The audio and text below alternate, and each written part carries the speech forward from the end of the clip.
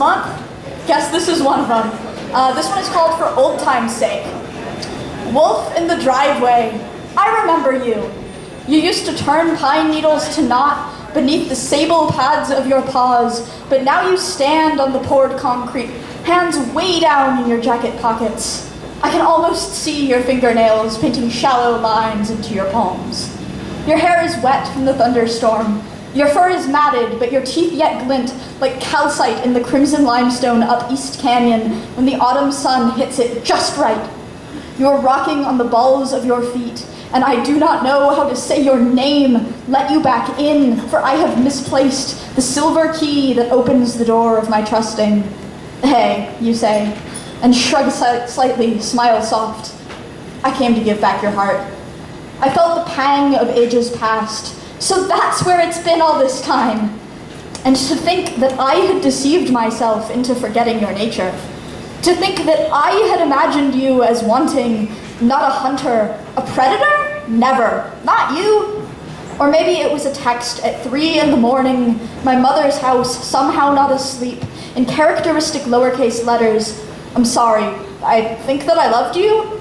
Perhaps it is I alone wishing that you would care enough about me to say the thing to my face.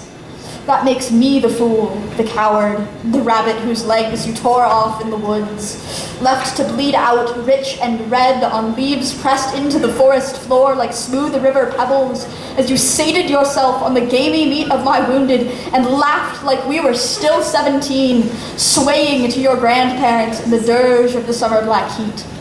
Maybe that's why I always stumbled around you, constantly wary, perpetually tensed to flee. I know this much, if nothing else. I sidestep you and march up the rickety porch steps, shaking the rain off my boots, go to my bedroom and look outside to see you light a Marlboro, sneer in disgust. I turned my phone off without answering you, the darkness sweet as honey in my lungs, having come to the sudden realization that your love for me was no more than a guillotine blade which must never touch my bony shoulders.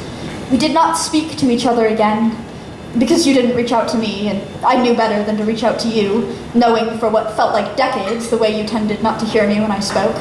But if I ever catch you howling, some halcyon night in a strange foreign town, I'll look up at the harvest moon and add my voice to the thing, just this once, for old time's sake, before I see you in hell. Thank you!